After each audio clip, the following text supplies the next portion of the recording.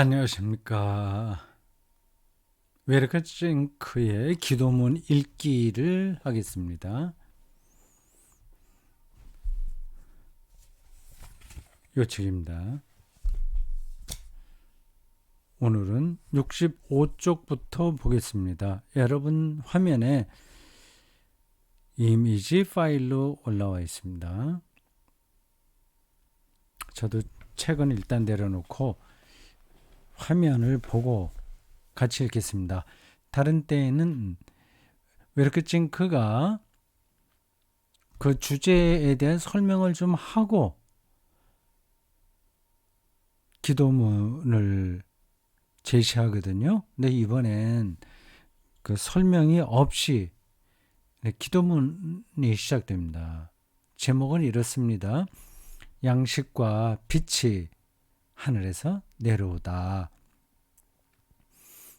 양식, 우리가 먹고 사는데 필요한 거죠.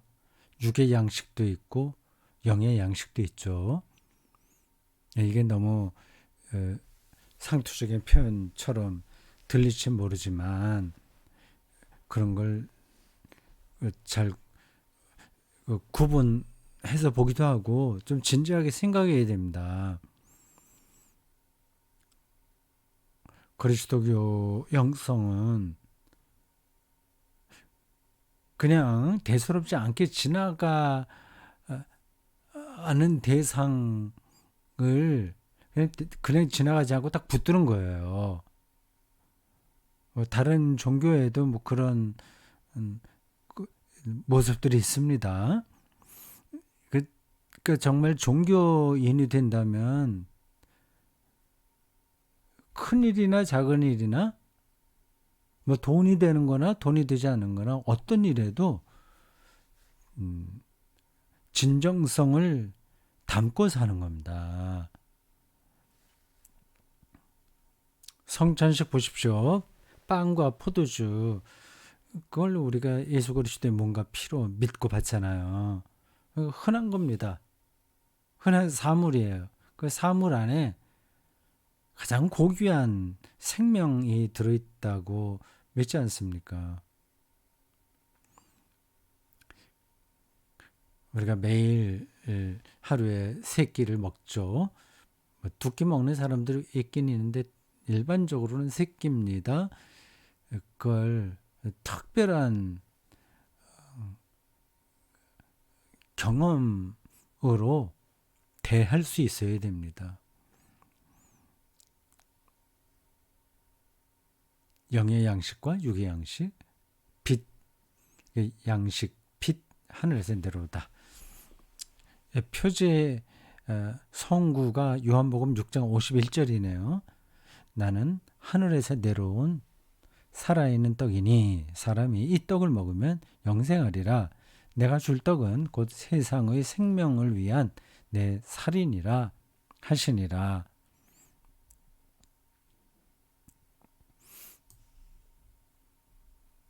이런 말씀도 늘 듣던 말이니까 그러려니 하고 지나갈 수 있어요. 자, 모든 말씀과 우리의 일상을 하나님 안에서 대한다는 게 무슨 뜻인지를 실제 삶으로, 그리고 우리 영혼의 충만함으로 경험했으면 좋겠습니다. 그렇게 되면 뭐 부러운 게 하나도 없죠. 자, 기도문이 시작합니다. 살아계신 그리스도시여, 돌을 가지고 양식을 만들라는 요구를 주님은 거절하셨습니다. 주님은 아버지 말씀이 내 양식이다 라고 하셨습니다. 네, 그리스도를 살아계시다고 얘기하죠. 부활의 그리스도를 얘기합니다. 죽어 있어야 될 자인데 살아있는 자로 경험된 거예요. 그러니까 살아있다는 게 뭔지를 잘 생각해 보셔야죠. 하나님 안에 들어가는 게 살아있는 거잖아요. 하나님만이 영원한 생명이시니까요. 창조와 종말에 이르시는 하나님이시니까요. 알파와 오메가이기도 하시고요. 예, 알파와 오메가라고 하는 말도 좀 무거운 말씀입니다. 그냥 한두 번 듣고 지나갈 말씀이 아니에요. 지금 살아계신 그리스도시요. 저렇게 기도문을 열 수 있다면 전혀 이 세상의 삶을 전혀 새롭게 살 수 있는 거죠. 살아있다고 하는 사실에 자기의 모든 삶을 다 던지는 겁니다.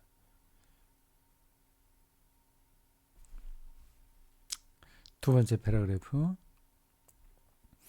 이런 문장들도 우리가 다 아는 거지만 잘 외워두면 좋습니다. 여러 번 읽어보시죠.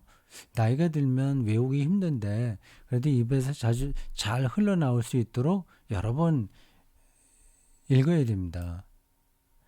제가 여러 번 말씀드리지만 기도도 배워야 됩니다.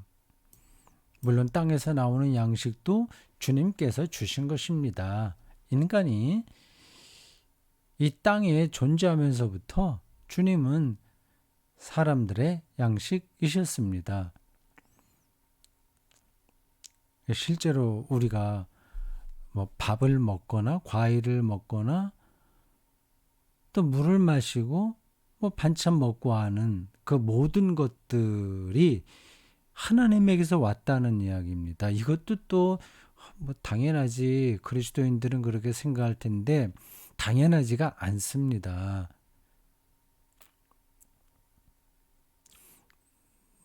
이 세상을 너무 우리는 당연하게 생각해서 그것의 참된 의미를 놓치곤 합니다. 지난주에 설교에서 잠깐 이런 얘기를 했을 거예요. 가족을 좀 낯설게 여기시라고 말이죠. 자기 아내, 남편, 자식, 부모, 형제 너무 익숙해서 새롭게 느껴지지가 않습니다. 근데 낯설어야 돼요. 하나님은 사실은 가장 궁극적인 낯설어입니다. 칼바르트식으로 표현하자면 토탈리터 알리터, 전적 타자예요. 누미노제의 경험도 그런 거하고 연관됩니다.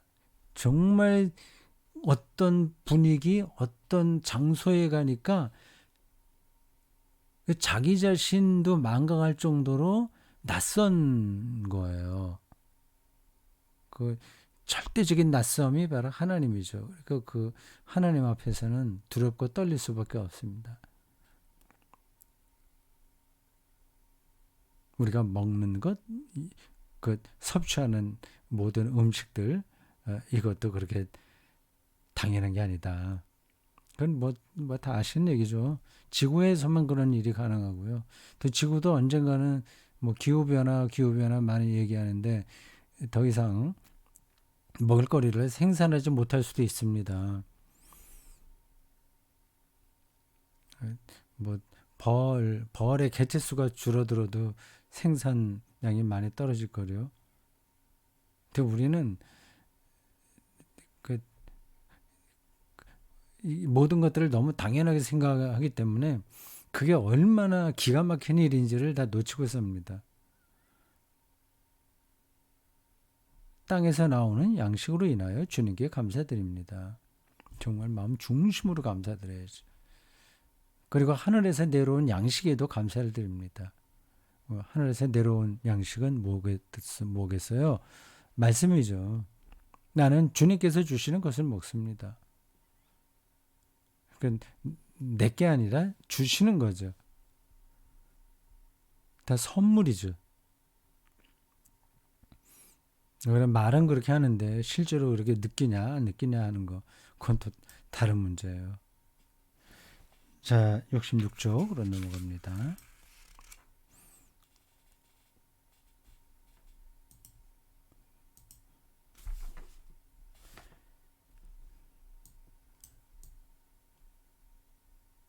말씀 한마디로 내가 살 수 있다는 있다는 그 비밀을 나는 간직하렵니다.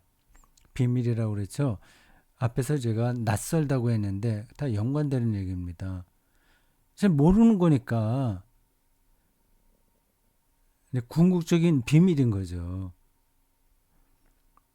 그 비밀을 나는 간직하렵니다. 그러니까 말씀으로 내가 산다는 건 비밀이죠. 그냥 뭐 소귀에 경읽기라는 말이 있고 돼지 앞에 진주 뭐 그런 말이 있듯이 그걸 모르면 그럼 뭐 그냥 아무것도 아닙니다. 그것이 내 양식이 될 때까지 나는 그것에 붙어 있겠습니다. 말씀에 붙어 있겠다는 겁니다.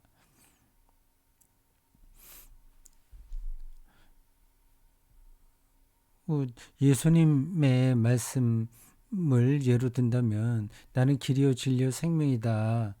그런 것들에 붙어 있는 거예요.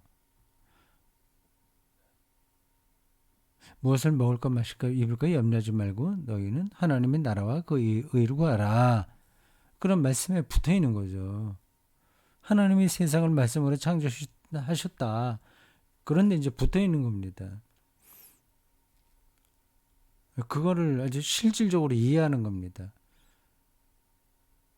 그런 데는 관심이 없고 그냥 온통 자기에게만 100% 관심 있는 사람이 하나님 말씀 읽어봐요. 그게 무슨 뭐 들어오겠습니까?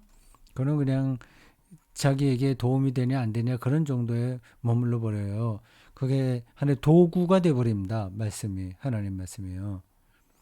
그 말씀의 존재론적 힘을 붙드는 게 아니라 그걸 도구적으로 이용할 뿐이에요. 결국 자기에게 묶이는 겁니다. 자기에게 머물러 있는 한, 뭐, 하나님이 주시는 선물을 우리가 제대로 느낄 수 있을까요? 안 되죠. 이 세상에서 나는 양식도, 다시 읽어야 되겠네요. 이 세상에서 나는 양식도. 문장이 좀 우리말로 깔끔하지 않네요. 이 세상에서 나는 나오는 양식도 주님으로부터 온 것이라는 비밀을 나는 간직하렵니다.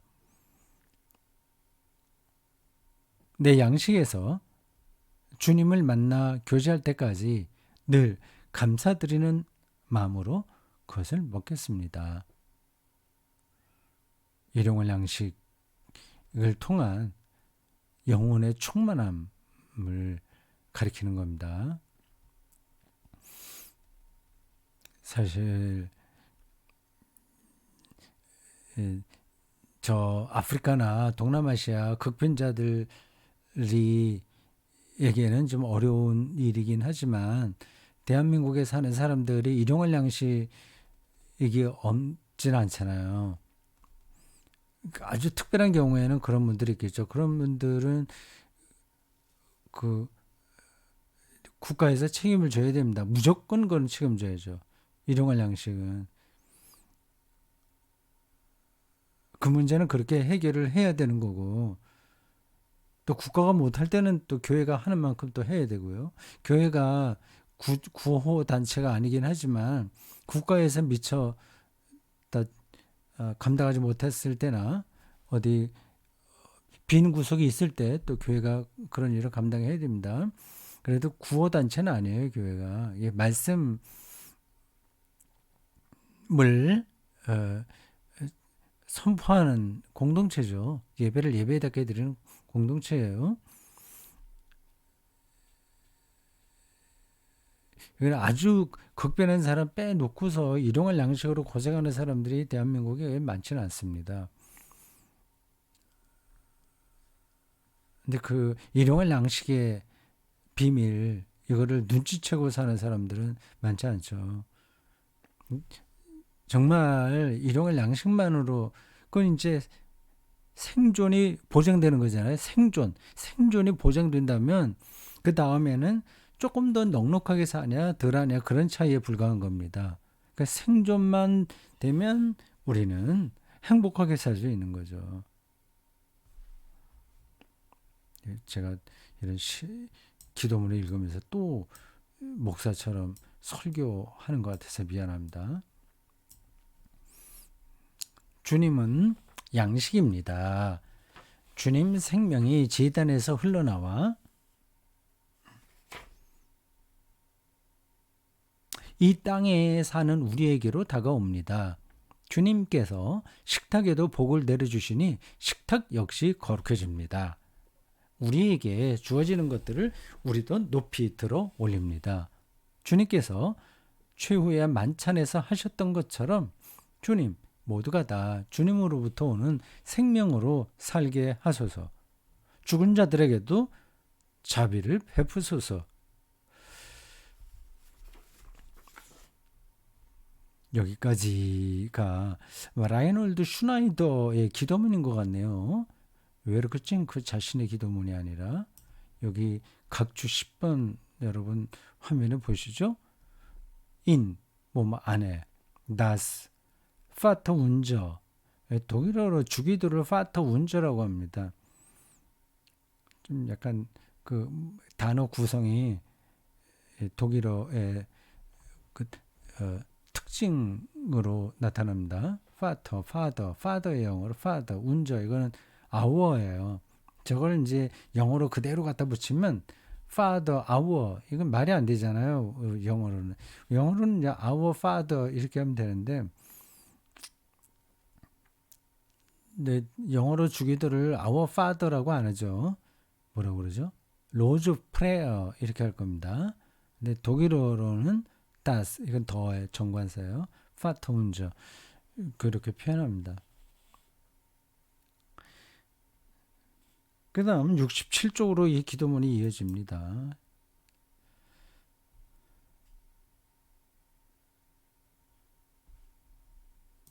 67쪽 열어드리겠습니다.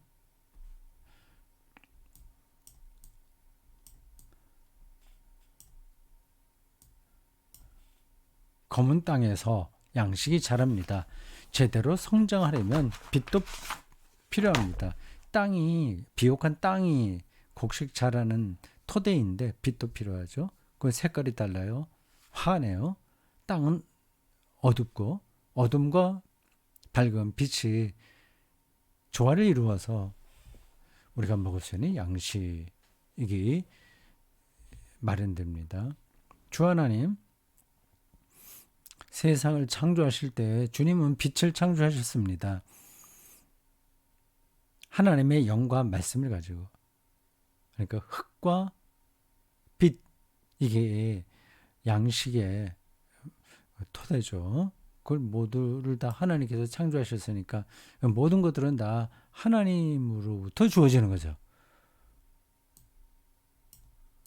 세상에 빛이 잦아들 때에도 낮이 찾아올 것입니다. 잦아든다. 낮이 찾은 빛이 잦아들 때도 줄어든다는 거죠. 잦아든다는 게 빛이 찾아올 것입니다. 어떤 뜻일까요? 조금 이해하기가 까다롭죠. 세상에 빛이 잦아질 때에도 세상이 어두워진다는 건가? 저녁이 된다는 건가? 아니면 영적으로 좀 이게 어두워진다는 건가? 그럴 때에도 낮이 찾아올 것입니다. 주님 자신의 세상에 비치기 때문입니다. 세상이 어두워져도 주님만 계시다면 우리 인생살에서도 낮을 경험한다는 거죠. 아무리 외롭고 힘들어도 그건 좀 어두워지는 거죠. 빛이 잦아드는 거죠. 그래도 주님의 빛이라는 겁니다. 주님께서 우리를 새롭게 창조하실 때만 새롭다. 우리는 세상에 빛이 될 수 있습니다. 그렇죠.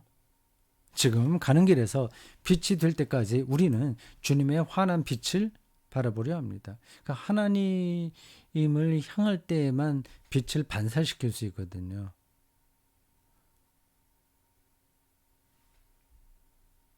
이 세상살이에서 이런저런 어려운 일들도 많은데 어떻게 하나님만을 바라보고 하나님의 빛을 반사한단 말이야. 그런 좀 어려움도 있긴 있습니다. 그래서 우리 신앙이 더 성숙해져야죠. 이 세상을 비추는 빛도 주님으로부터 온다는 그 비밀을 나는 간직하렵니다. 그 빛이 주님으로부터 온전히 빛날 때까지 나는 항상 감사하며 그 빛을 즐기렵니다.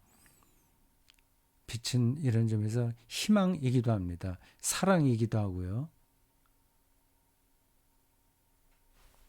자, 마지막 쪽 아주 짧은 문장만 남아 있습니다.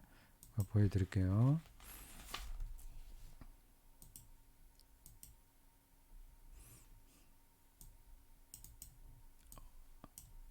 안 보이네요. 이게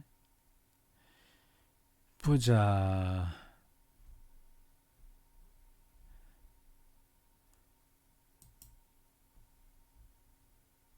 이거를 지금 그게 잘못 잡혀서 그렇습니다.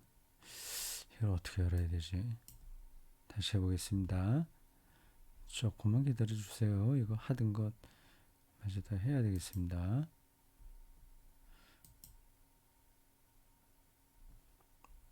다시 앞에 있는 거를 열어보고요. 이렇게 됐죠.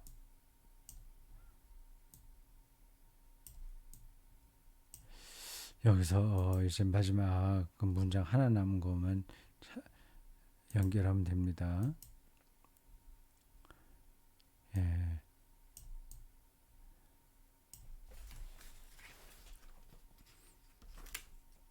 나는 항상 감사하며 그 빛을 즐기렵니다. 그건 앞에서 나온 문장이에요. 예수님이 말씀하셨습니다. 요한복음 8장 12절. 나는 세상의 빛이니 나를 따르는 자는 어둠에 다니지 아니하고 생명의 빛을 얻으리라. 영원한 생명에 대한 희망이 있는 사람은 어떤 상황에 있어도 빛을 얻은 겁니다.